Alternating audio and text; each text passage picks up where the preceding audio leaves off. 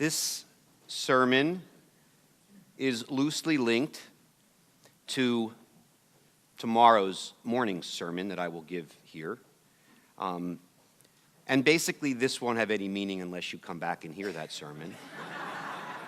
So, just saying, putting it out there.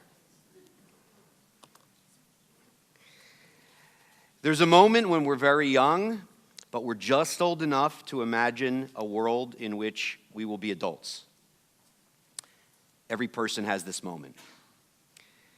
You begin to understand that there's a future far longer than you can really see. You begin to realize that one day you will not be a little child, but you'll be a policeman or a fireman. You understand that you will be a mother or a father or a husband or a wife. And you imagine this moment, that is to say the moment of adulthood, in the most naive way, because your first inclination is that you will live happily ever after. And there's a period when you're aware that there's a happily ever after, but you don't yet know that some things in life are not happily ever after.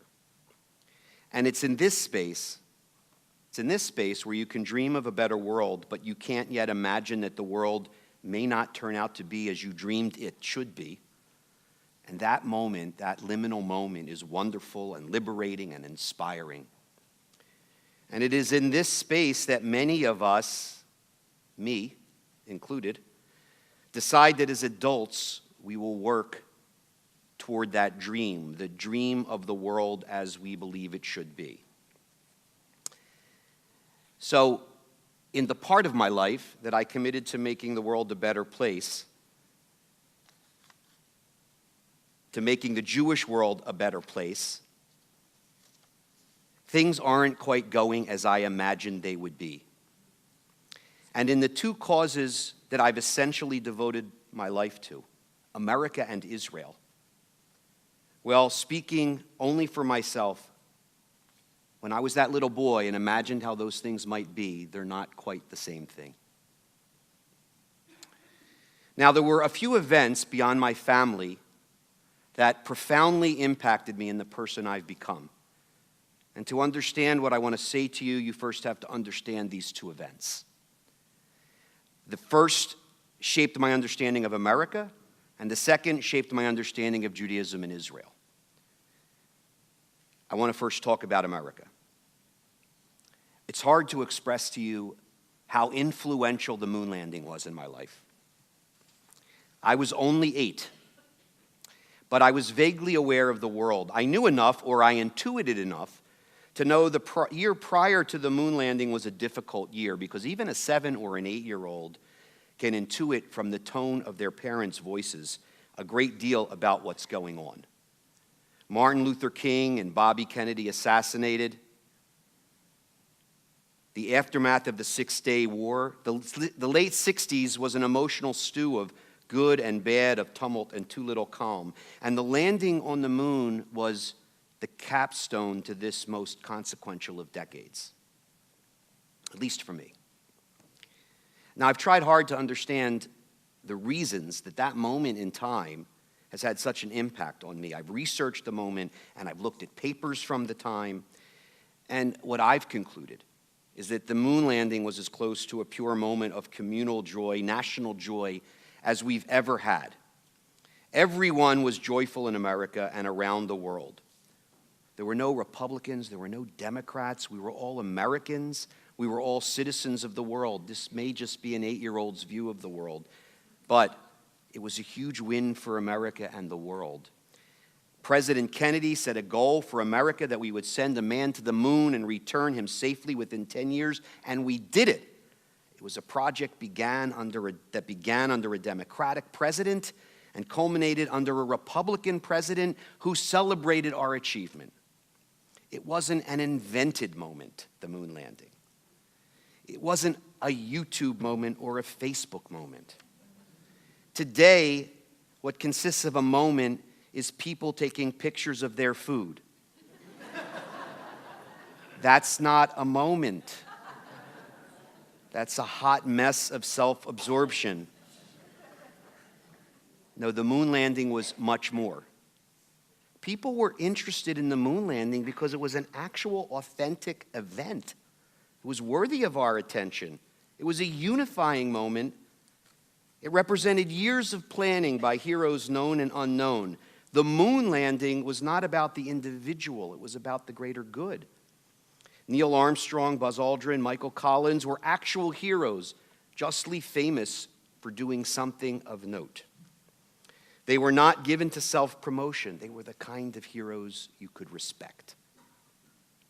Of course, the moon landing took place in a boiling cauldron of unrest, sandwiched in between the assassinations of King and Kennedy on the one hand and the end of Vietnam and Watergate on the other.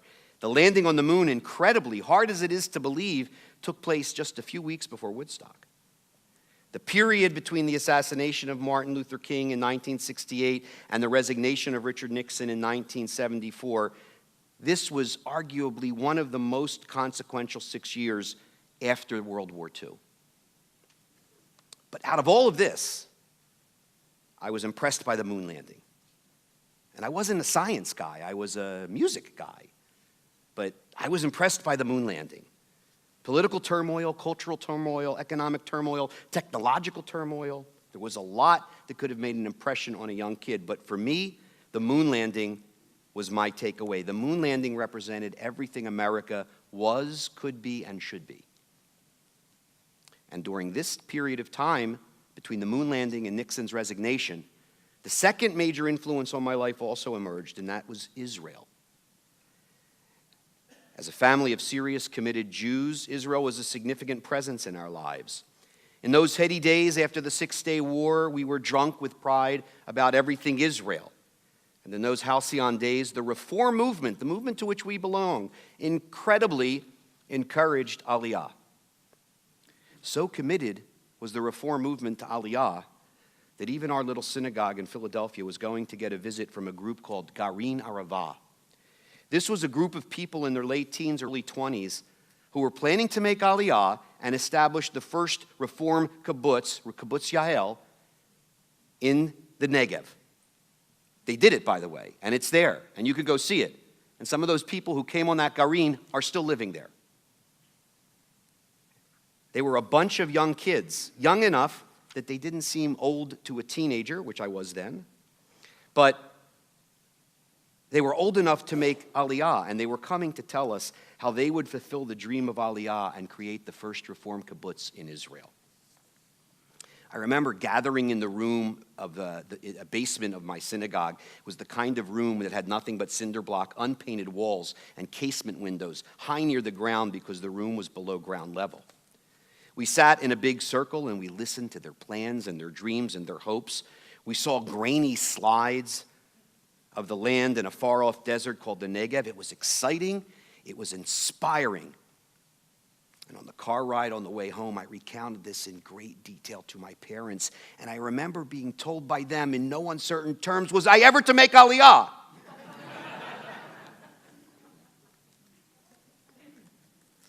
What struck me then, as a young kid, not remotely familiar except in name with Theodore Herzl and Zionist thinking or anything like that, was the Israel these dreamers articulated, an Israel that represented the very best of Jewish values. And for me, this was to Israel as the moon landing was to America. It represented everything Israel could be and should be. And as I reflect upon it, this milieu led me to this moment, to my career as a rabbi. I realized then that I could devote my life to making these two grand propositions, America and Israel, better. I could work to ensure that the America of the moon landing and the Israel of the Garin represented something worthwhile, something important, something enduring, something based on values and ethics. And equally important, I could be devoted to both. There was no contradiction. Israel, America, and me, we shared the same value propositions, or so it seemed to the young me.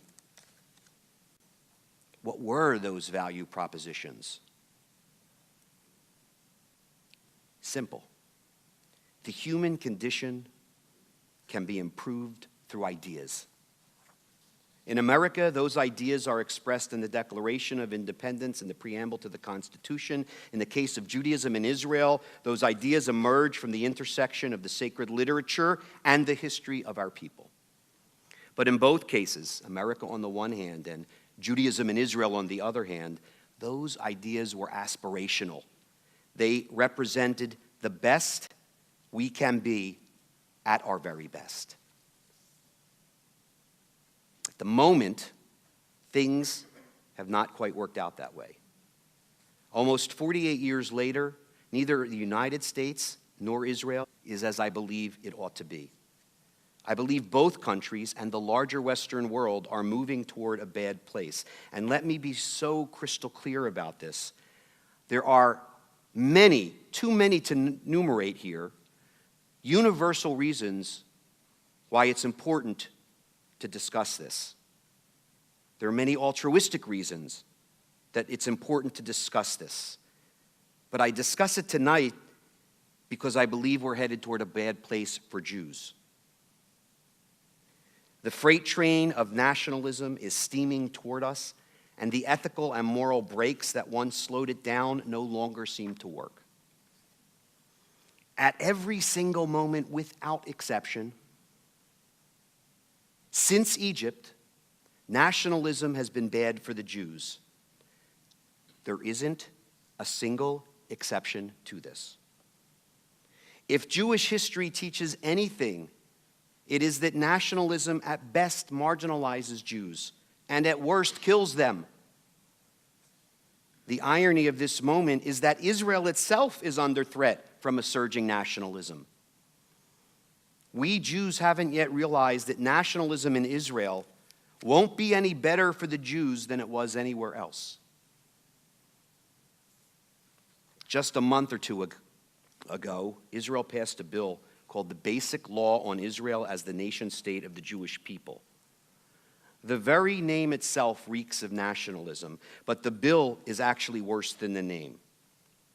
The law places Jewish nationalism above democracy as the central organizing principle of the State of Israel. Prior to the passage of this bill, Jewish nationalism and democracy existed in Israel in a delicate balance that sometimes leaned one way and sometimes leaned another. There are numerous problems with this bill. Israel, as you know, doesn't have a constitution.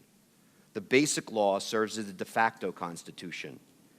The Basic Law is very hard to change, so the nation-state law will likely be law for a very long time. However, the most deleterious impact of the bill is this. Since its founding, Israel has enjoyed widespread support among Jews of all political persuasions. To be sure, this has been waning in the past 30 years.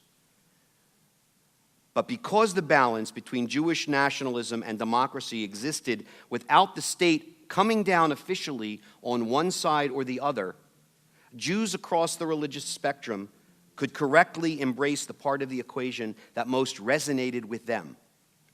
If you were inclined to embrace Jewish nationalism, you could.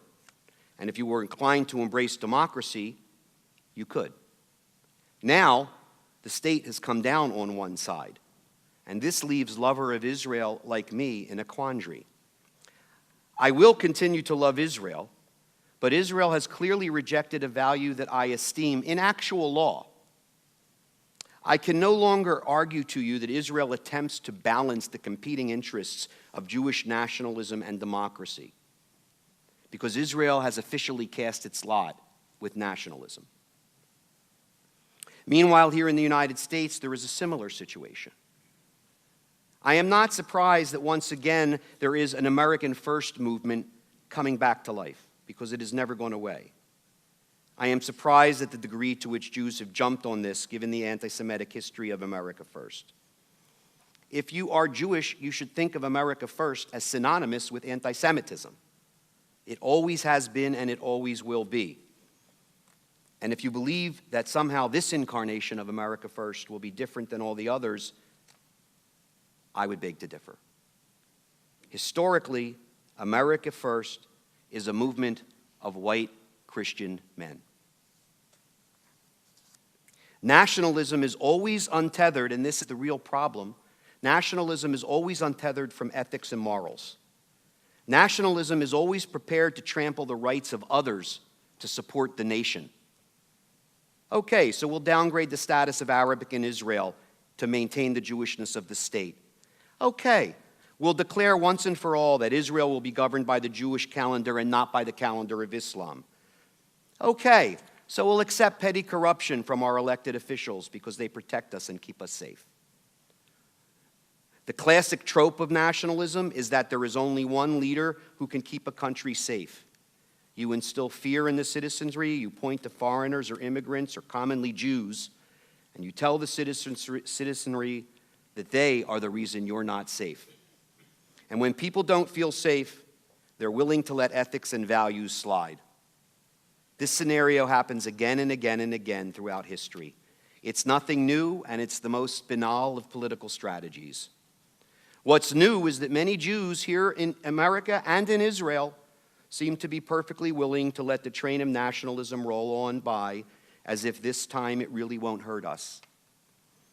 We Jews are like Charlie Brown, who believes that this time, this one time, Lucy will hold the football.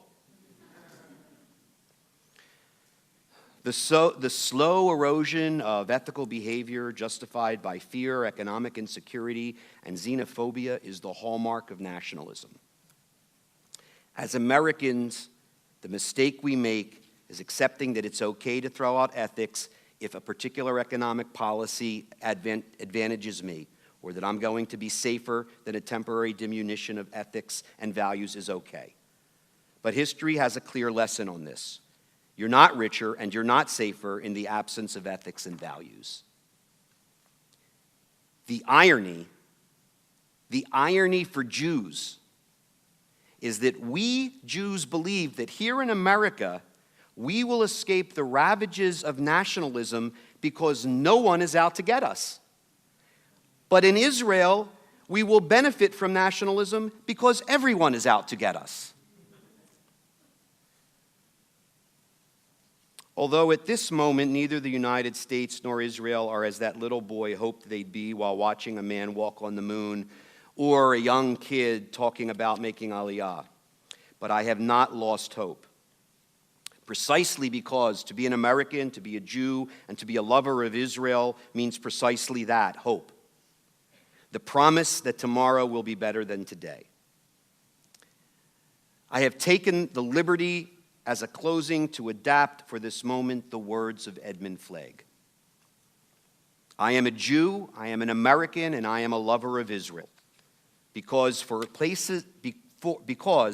in all places where there are tears and suffering, I weep. I am a Jew, an American, and a lover of Israel because in every age, when the cry of despair is heard, I hope. I am a Jew, an American, and a lover of Israel because it requires no abdication of the mind. I am a Jew, a lover of Israel, and an American because the promise of Judaism, America, and Israel is the universal promise. I am a Jew, an American, and a lover of Israel because I place the love of country and people above myself. Shana Tova.